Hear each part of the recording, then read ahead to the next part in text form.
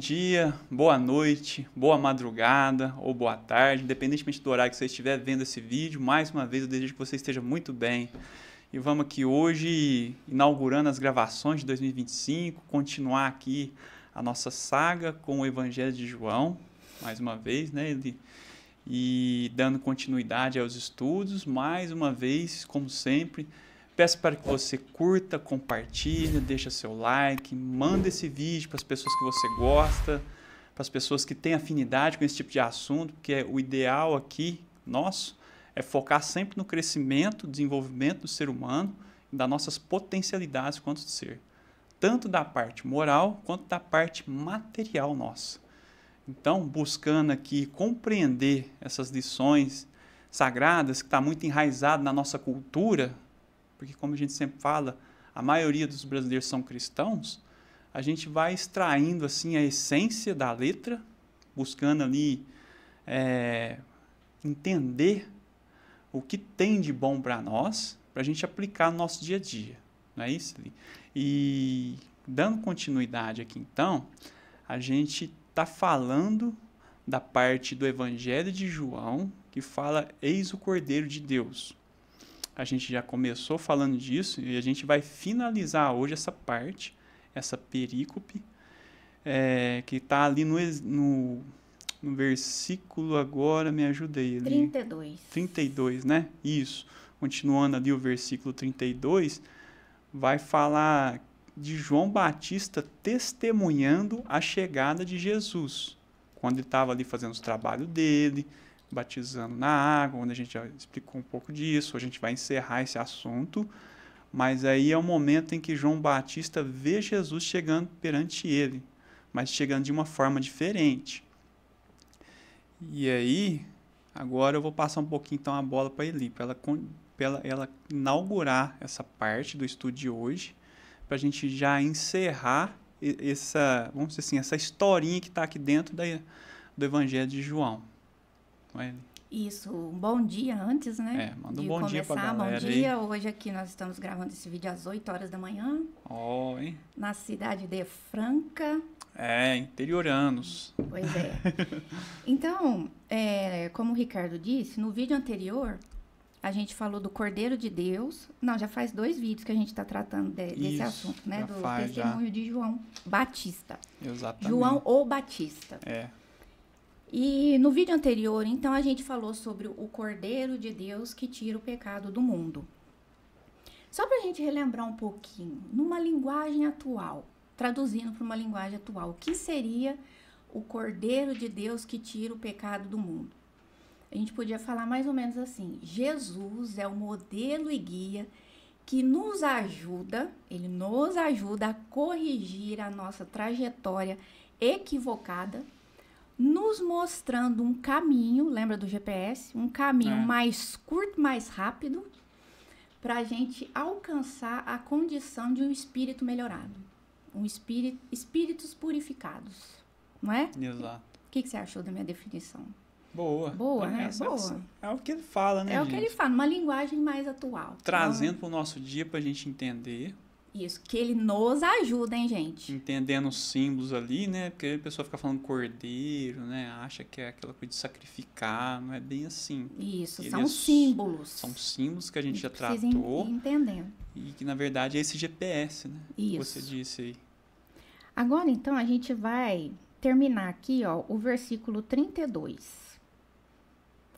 Você quer ler aí? Do 32 ao 34, né? Vamos finalizar, isso, então, do 32 ao 34. Lê aí no seu, que a minha... essa Bíblia, a versão dela aqui... Não tá tão legal. Vamos lá, então. Eu gosto mais... Então, lá no 32, ele continua, né? O João Evangelista continua narrando João Batista. Isso. Aí João, aqui o Batista, testemunhou dizendo: contemplei o Espírito descendo como pomba do céu e permaneceu sobre ele. Ele aqui é Jesus. E eu não o conhecia, mas aquele que me enviou para batizar com água, esse me disse: sobre quem vires o Espírito descendo e permanecendo sobre ele, este é o que batiza com o Espírito Santo. E eu vi e tenho testemunhado que este é o Filho de Deus. Aqui ele está falando do momento em que ele encontra com Jesus vindo batizar também. Na hora que a primeira batida de olho ali, né? Porque Jesus, ele era de uma envergadura moral tão grande que ele não se colocava acima de ninguém.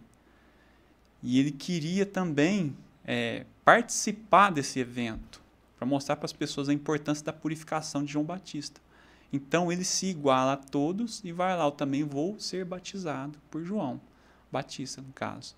Isso. E aí quando ele vê ele chegando para participar desse ritual, ele vê essa cena desse espírito descendo como uma pomba em direção e apontando. Quem que é o Messias?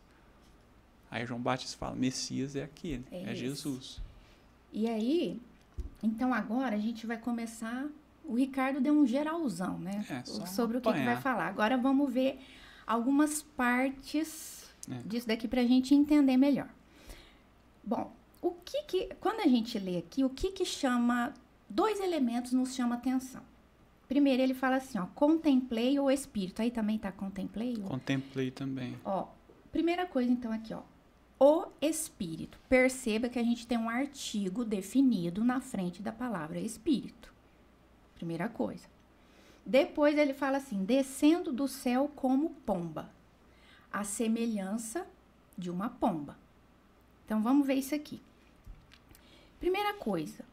A gente vai entender essa passagem buscando fundamentos na própria Bíblia. A gente vai buscar por aqui. Quando que pela primeira vez é utilizado esse elemento, o Espírito, na Bíblia? Onde que é utilizado? Lá em Pentateuco, nos 5 primeiros livros da Bíblia, especificamente no livro de Gênesis, no capítulo 1, olha o que fala. Vamos lá. Comecinho de tudo. Um comecinho de tudo. No princípio, criou Deus o céu e a terra. A terra era um caos informe, sobre a face do abismo a treva, e o Espírito de Deus pairava sobre a face das águas. Bem, então a gente chegou aqui no ponto inicial. O que a gente vê aqui? E o Espírito de Deus. Bom, a gente já vê que quando ele fala contemplei o Espírito, de quem que ele está falando? É de Deus. É o próprio Deus que está ali. Ok. Então a gente já viu isso aqui. Agora, vamos aprofundar mais nisso aqui para a gente ir abrindo o nosso leque de entendimento. E o Espírito de Deus pairava. Se a gente for lá na Bíblia hebraica, qual que é a palavra que a gente vê lá? Merahefet. Merahefet, que para nós foi traduzido como pairar. Mas Merahefet, o seu sentido ao pé da letra, o que é? Batida de asas. Batida de asas. Como assim batida de asas? Pensa no beija-flor, aquela batida de asas. É isso que significa. Então, como que a gente poderia ler isso daqui, ó? E o Espírito de Deus batia asas sobre a face das águas. Vamos lá. Que águas são essas? Que água que é essa? Se a gente vai aqui em Gênesis mesmo, lá no versículo 7, aqui na minha Bíblia está escrito assim, ó. E Deus fez a abóboda para separar as águas abaixo da abóboda das águas acima da abóboda. Então, a abóbada é o quê? É a atmosfera da Terra, né? Ali, né, gente? Que tá acima e abaixo. Bom, abaixo a gente pode entender como o quê? Os rios, os mares. E acima? O que seriam essas águas? Os cientistas já dizem que 95% das coisas que existem no universo, eles chamam do quê? Matéria escura. Ou energia escura. E até onde a gente sabe, tudo surgiu disso, dessa matéria, dessa energia. Tudo surgiu daí. Que os espíritas, na minha opinião, definiram de uma forma bem bacana, que eles falam assim, fluido cósmico. Olha que pegada interessante. O éter divino, o fluido cósmico. E olha, eu achei... falar dessa energia, né? Isso, dessa energia da onde surgiu. Que está no cosmos. Que está no cosmos. Porque os cientistas sabem que tem, eles só não sabem o que é. Mas tem. Mas já sabem disso, né? Porque, ó, 95% é formado disso. 5% é a matéria que a gente vê, que a gente né, consegue palpável, vamos falar assim. Tanto que dentro do próprio átomo, né? Se você pegar a distância que existe entre o elétron e o núcleo é muito grande. É muito grande. Então tem essa energia em volta ali. Isso que é a lei da correspondência, né? É uma lei universal que está... Aquilo que está em cima é como que está embaixo. Quer dizer, no universo é tudo muito distante, assim como no átomo. Daqui dá pano para manga, dá para... Por isso que aos 95 para 5%. Isso. Então, como eu estava dizendo, os espíritas, na minha opinião, teve uma pegada genial. Por quê? Fluido cósmico. E como que a água é, gente? Fluida. A água não é um fluido? Olha que interessante. Aí, então, diante disso, o que a gente pode... extrair desse entendimento. O que a gente pode pensar? E o Espírito de Deus batia asas sobre a face das águas, ou sobre a energia cósmica, sobre o fluido cósmico. Ou seja, quando Deus se movimenta, quando Deus vibra, quando Deus entra em ação, todas as coisas do universo, a partir dessa energia cósmica, surgem. É onde surgem os universos, aonde nós estamos. Agora tem uma coisa, Deus não é o fluido, porque ele paira sobre o fluido. Nós estamos no fluido. Agora Deus está em toda parte. Ele está no fluido, ele está fora do fluido, tudo é ele. Agora nós estamos no fluido, nessa energia cósmica. E então tudo está nesse fluido, tudo surge dele. Agora, vamos entender mais sobre essa questão da criação para ampliar mais o nosso entendimento. Antes de eu falar disso, perceba, gente, que, primeiro, isso é uma linguagem simbólica, né? Tudo isso são simbolismos que a gente vai interpretando e a gente percebe cada dia mais, ao decorrer dos estudos, que a Bíblia, gente, ela tem duplo, triplo, quádruplos sentidos. A gente vai extraindo, é como um quebra-cabeça. Você vai juntando pecinhas. Quanto mais a gente aprende, mais você consegue extrair algo da Bíblia. Isso. Porque é um texto muito simbólico. E ali, como a gente disse, né, os hebreus usam muita coisa concreta. Por isso que eles falam de pássaro, de bater de asas, de pomba. É muita coisa concreta, diferente dos gregos lá na filosofia. Se você for lá atrás, assim, né? Platão, é tudo muito abstrato. E eles não são mais concretos. Eles pegam um exemplo da coisa que eles vivenciam ali na época. Isso que eu ia falar, vivencia, porque quem que escreveu isso aqui? Faz escrita, exatamente. Quem que escreveu? Agricultores e pastores. E como é que era a vida desse povo, gente? Na natureza. Exato. Então, eles pegam elementos da natureza e vão expressando Deus através desses elementos que eles tinham, que eles viviam, que eles conviviam. Então, ok. O que eu ia falar? Então tudo surge desse fluido cósmico até onde a gente consegue entender. Agora vamos explorar um pouco mais isso. A palavra espírito, de tudo aquilo que Deus cria, né, que eu quero abordar agora. A palavra espírito, em hebraico, é ruar. Ruar, não sei se é muito bem assim que se pronuncia não, mas é ruar. E ruar, ela significa, ruar em hebraico, né? Ela significa espírito, mas também pode significar vento. Vento. Olha só que interessante. Quer dizer, Deus cria espíritos, nós somos espíritos, todos nós. E também significa vento. E aí, se a gente, aqui em Gênesis ainda, se a gente vai lá, no versículo 7, o que fala aqui, ó? Então o Senhor Deus modelou o homem da argila do solo, soprou o fôlego de vida em seu nariz. Olha que interessante. E o homem se transformou em alma vivente. Tá vendo como tudo vai se conectando? Quer dizer, Deus faz o espírito e eles colocaram a palavra ruar. E ruar significa vento. O que é o fôlego, gente? Fôlego é o ar, né? Quando ele sopra na narina, que vem a vida, que vem o ar, e ele se torna um espírito de alma vivente, vivendo aonde? No fluido cósmico, tudo aqui. Percebe como a gente vai destrinchando, a gente vai entendendo? Então, bem, a gente já viu que Merahefet, batida de asas. E aí, agora eu vou passar para o Ricardo, por quê? Vamos voltar lá. Olha só. Então, a gente já viu da onde vem o espírito. Da onde que surgiu isso. Aí, a gente já viu a palavra Merahefet. E aí, logo adiante, ali, ele me coloca o símbolo de uma pomba. Quer dizer, já dá pra gente ir conectando, né? Por que ele utilizou a palavra pomba depois? Para comparar, para que o espírito se assemelhava a uma pomba. Isso é uma pergunta interessante, porque assim, você vê que eles trabalham com dois símbolos aqui, o espírito, com E maiúsculo, né? Em muitas traduções com E maiúsculo, e depois ele fala a semelhança, como uma analogia, faz uma analogia a uma pomba, não é que era uma pomba, mas é como se fosse, né? Porque como ele falou, a gente está tratando com pessoas assim que trazem a imagem daquilo que eles vivenciam e usam a natureza. Agora, por que ele fez questão de dizer pomba? Isso é interessante, lembra? Isso é interessante analisar também. Então, se a gente for também, mais uma vez, lá nos Antigos Testamentos, na parte que trata de Noé, quando acalmou ali o dilúvio, que cessou as tempestades e Noé estava navegando ali, o que ele fez para saber se existia terra? Ele lançou uma pomba, um pássaro, que mais uma vez bateu asas sobre as águas e foi em busca de quê?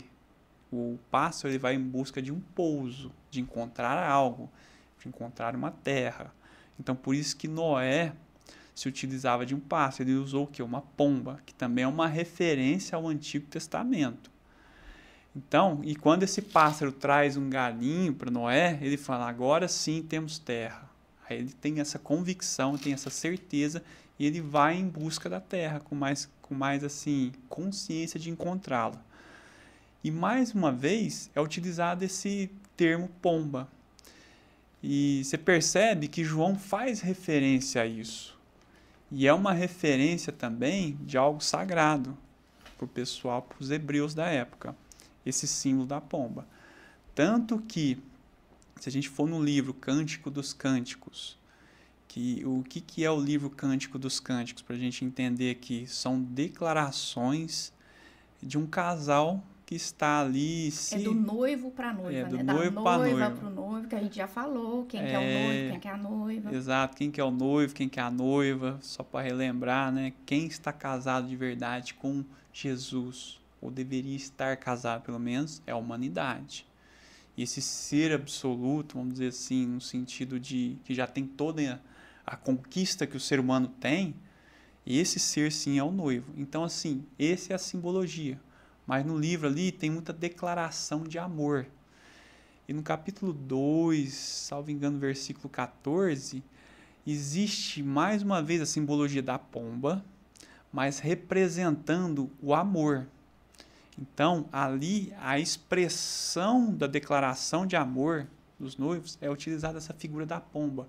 Por isso que, às vezes, você vê em alguns casamentos, eu já fui em casamento, que a pessoa, o cerimonialista ali, soltava uma pomba, porque a referência é essa passagem de Cântico dos Cânticos, onde eles soltam ali uma pomba simbolizando o amor. Então, assim, mais uma vez... O amor, a paz. Amor, a paz... que mais ali? Bom, enfim, toda essa plenitude que Deus representa é simbolizado por essa pomba branca, que é solta. O pessoal tem costume de soltar, mas a referência está em Cântico dos Cânticos. Então, assim, mais uma vez, você percebe da onde João Batista traz a referência, que são livros mais antigos, que eles já estudavam, eles tinham conhecimento, e isso era um peso para a cultura hebraica na época. Então, por isso que ele faz essa referência. Eu vou falar de algo que representa Deus. O que representa Deus melhor ali, como se fosse uma energia, um espírito descendo como uma pomba. Não é que é uma pomba, mas é como se fosse. Isso e outra coisa, assim, só para a gente comparar, na época, como a gente disse, agricultores, pastores ali, ver um pássaro voando, até a gente fica impressionado hoje vendo, né? Porque não tinha drone, né? Não tinha avião. Não tinha essa tecnologia de hoje. Não tinha essa tecnologia. Hoje, talvez, utilizariam outras coisas, né? Provavelmente. Seria, como que eu posso dizer assim, algo concreto mas muito mais sofisticado, vamos dizer assim. Porque usando a linguagem atual que a gente Usando tem a linguagem hoje. atual, exatamente. Mas, assim, é que para eles, né, por exemplo, quem é pastor e vive no chão, voar é algo mais fenomenal. Ninguém conseguia voar naquela época, né? Hoje já não é tanto assim. Mas por isso essa referência de um animal... É porque a pomba, o pássaro paira, né? Paira sobre as águas. Paira sobre tudo, né? Sobre então o espírito as águas. desce como, né? E como uma pomba, porque ela tem muita referência sagrada na Bíblia, representando muita coisa como assim, relevante para eles ali na época. E o que mais que a gente pode falar sobre essa parte? E permaneceu sobre ele, né? Aqui a gente vê claramente, então, que era o próprio Deus ali homologando exatamente a missão de Jesus. Porque lá em Lucas, Mateus... bem lembrado. Esqueci o outro. Lucas, Mateus e Marcos. Todos eles falam dessa passagem. E lá tem um plus, porque tem uma voz. Ainda tem uma voz. Eles citam uma voz que fala, né? Que esse é o meu filho no qual me regozijo. Alguma coisa nesse sentido que ele fala. Indicando mais ainda para João Batista que aquele é o enviado de Deus. E agora a gente pode falar da parte do batizar. Isso, das águas, né? Batizar com a água. E batizar João Batista batizou com a água. E Jesus com o Espírito Santo. Aí é que está a grande pegada que a gente encerra essa parte. Isso aqui é interessante a gente frisar nesse finalzinho. Então vamos lá. Batizava com a água. O que acontece? Naquela época, os profetas tinham uma coisa que eles chamam de ação simbólica. O que é isso?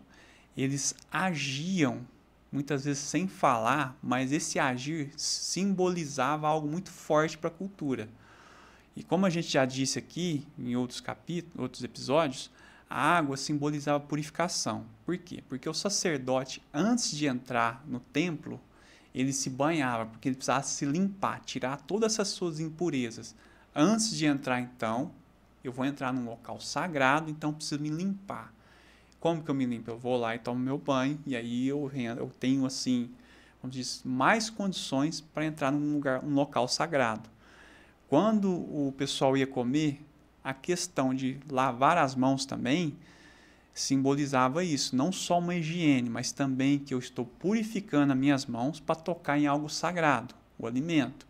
Embora na nossa cultura hoje seja muito assim banal se alimentar, para eles era algo muito sagrado. Então também não é só uma questão de higiene, mas também simbolizava uma purificação. E o que João Batista pegou desse ritual? Ele criou um ritual novo. Ele foi o que? Disruptivo. Para hoje a gente fala o quê? Quando alguém cria algo novo, a pessoa é disruptiva.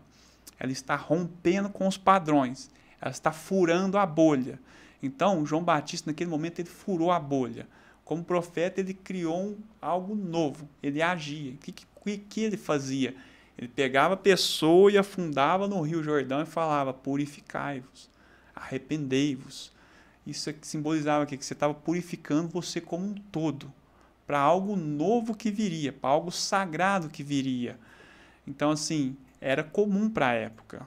Tanto é que Isaías, né, também fez uma ação lá de entrar numa cidade. Tudo isso são símbolos. Há uma ação simbólica para mostrar algo, né? Sem falar muita coisa, só falar purificai-vos. Chamar atenção e passar uma mensagem profunda. Parece um louco, no meio do rio, purificai-vos, purificai, pronto. A pessoa desperta atenção, por que está falando isso? Qual o sentido disso? Chama atenção, as pessoas veem. Hoje, quem faz algo diferente chama atenção, não é assim? Ele fazia isso de diferente também para chamar atenção, mas chamava atenção para algo super importante para o ser humano. Para levar a pessoa a refletir, né? Gente, mas o que esse cara está afundando o povo aqui e fala arrependei-vos? Arrependei-vos que foi traduzido para a gente. Traduzido para a gente, exatamente. Porque, na verdade, ele falava assim, ó, mude sua mente, purificar. É esse o significado. Que é a metanoia, que a gente já conversou, mas vamos ressaltar de novo. Mudança de mentalidade, não era um arrependimento, porque arrependimento é aquele negócio, né? Eu faço algo errado, aí eu percebi meu erro, não, vou mudar, vou fazer diferente, não faço mais assim. Mudança de mentalidade é muito mais profundo, não é só agir diferente, é sentir diferente, pensar diferente, transformar a sua essência. Isso que é importante. Ou melhor, acessar aquilo que você já tem de bom aí dentro, porque nós já temos isso em nós. E o que é então essa metanoia hoje para nós hoje? Vamos trazer para o mundo atual. É a gente conseguir superar um trauma, é a gente se desapegar, é a gente vencer medos que nos paralisam, que nos deixam parados. Vou pegar um exemplo aqui. Esses dias mesmo eu conversei com uma pessoa que ela estava sofrendo muito porque estava apegado ao filho, que iria se casar e estava fazendo muitas coisas das quais a pessoa não concordava, porque ela via que aquilo ali não ia ser bom para a pessoa, algumas atitudes. E a pessoa sofria. Só que o que acontece? Ali existe um apego. Por mais que seja mãe ou pai, é a vida da pessoa. E você tem que deixar aquela pessoa maior, capaz, que está tomando as suas decisões, de fazer as coisas que ela quer fazer do jeito dela, para ela experienciar a vida dela. Então isso é apego. E metanoia é isso, é a gente se livrar desses apegos que muita gente tem. Uhum. Isso é transformação, mudança de mentalidade. Você sente diferente, você fala diferente, você age diferente, você se comporta diferente. Então, se uma mãe quer desapegar de um filho, ela tem que olhar para ela mesma. E a pessoa começava a sofrer, não cuidava da vida dela, ia cuidar da vida do filho, que já era maior, capaz, estava casando. Então, assim, isso é só um exemplo para a gente entender o que é metanoia de verdade. O que é essa purificação que ele falava. Porque às vezes a gente fica falando, arrependei-vos, isso é uma coisa muito superficial. Vamos entrar no fundo. Só falando algo aqui, cara, porque assim, quando a gente fala de mudança de mentalidade, gente, é porque, vamos supor, no exemplo da mãe, né? Não é fácil. Sim, difícil. Mudar a mentalidade não é fácil. É que a gente às vezes fala assim, porque não tem como a gente ficar... Mas, gente, como nós dissemos... É um exercício. É um exercício e é prática. Exato. É todo dia você fazer algo para tentar ser assim. E, às vezes, você pode levar muito tempo, uma vida inteira, para tentar ser assim. Mas você precisa, o que a gente sempre falou, dar o primeiro passo. Exato. Dar o primeiro passo, porque, assim, você precisa praticar e ser disciplinado. Porque não é fácil. Porque um dia você tenta, você escorrega. Aí, o que é você ser disciplinado? Você... Vai de novo. Desanima. No outro dia, mesma coisa. Eu dou um exemplo de quando eu fazia concurso público. Isso. Gente, todo santo dia eu levantava às 7 horas da manhã e ia aqui para ter uma faculdade aqui, chama FDF. Faculdade de Direito de Franca, tem uma biblioteca lá. Todo santo dia eu levantava cedo, 6 horas. 7 horas da manhã eu estava na biblioteca estudando até as 5 horas da tarde. Isso por 3 anos. Fizesse sol, fizesse chuva. Eu fiz 12 concursos. Isso tomei bomba em 10. Sei que eu ia falar. Em 10. Então, o que acontecia? Eu fazia o concurso e ia mal. Ficava desanimada? Ficava desanimada. Chorava. Por causa que era o meu pai que me ajudava. Aquela peleja com dinheiro. Só que... acontecesse o que fosse, no domingo eu recebia a notícia que eu não passei. Na segunda-feira de manhã, às 7 horas da manhã, triste, feliz, com sol, com chuva, eu estava sentada no mesmo lugar fazendo a mesma coisa. Isso que é disciplina. Isso é disciplina. Isso é João Batista. Isso. Eu estava me sentindo um lixo, desanimada. Eu falei assim, cara, eu sou muito burra, porque eu faço, não tenho resultado. Mas eu estava lá... no mesmo lugar, sentada na mesma cadeira, estudando a mesma coisa de novo. Então é isso. Eu vivenciei esse mundo, eu sei o que é. E essa é a disciplina. Naquele momento em que você não conseguiu êxito, você vai e fala, vou fazer de novo, vou fazer mais. E vai nem que for arrastando. E vou continuar. Vou arrastada, mas eu vou, tava lá. Até que a coisa aconteça.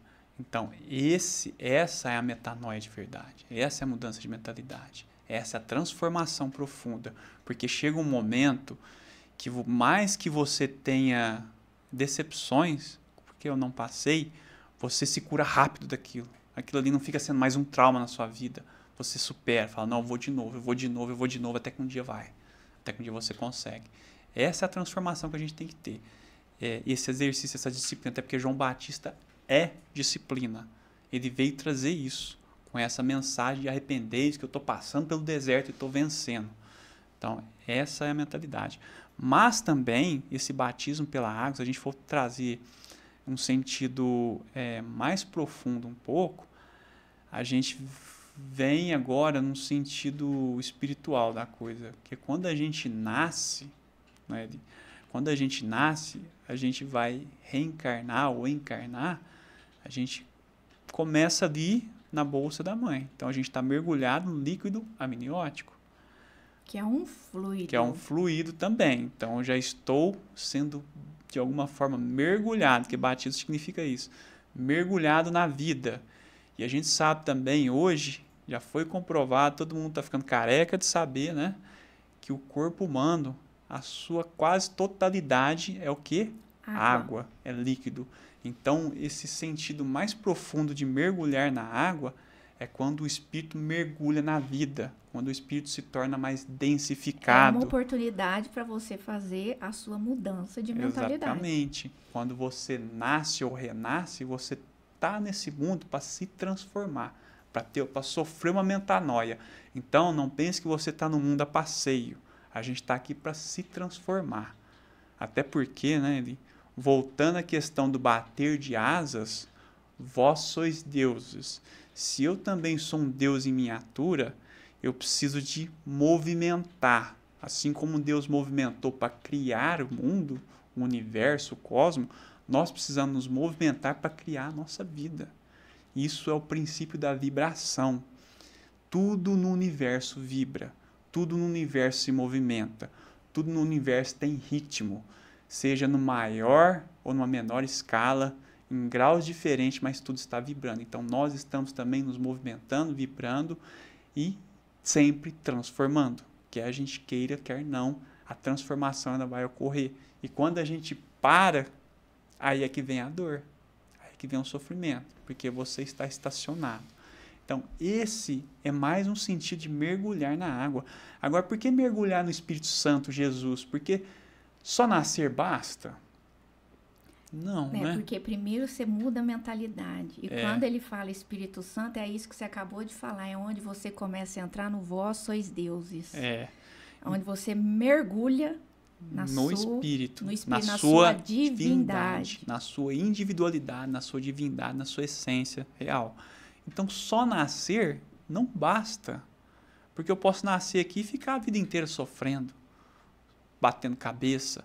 E o que eu tenho que fazer, então, para não bater cabeça? Mergulhar no Espírito Santo, na minha essência, na minha divindade. Ao invés de ficar batendo cabeça, tem que bater as asas. Olha, exatamente. Me movimentar em direção à minha divindade. E como que a gente faz isso, Ricardo? Guia e modelo, Jesus. Por isso que ele batiza no Espírito Santo. Porque ele veio trazer o que a gente tem que fazer. Como se sentir, como se comportar. E por isso também que a gente tem que entender quem é esse cara. Quem é Jesus?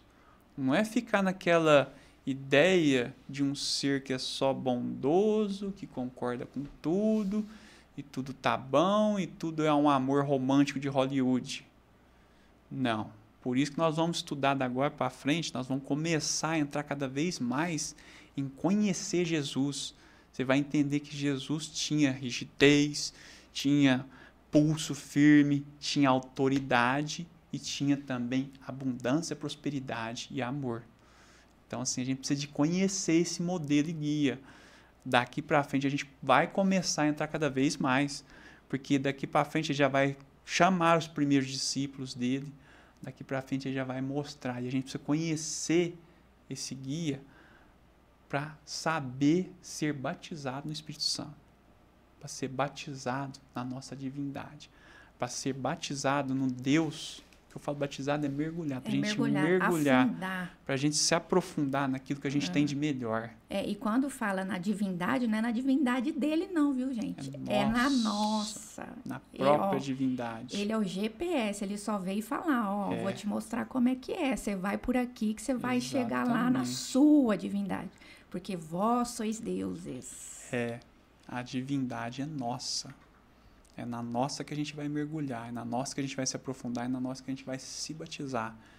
E é para lá que esse GPS aponta. Esse GPS chamado JC, Jesus Cristo, aponta para o nosso interior, não é para ele não.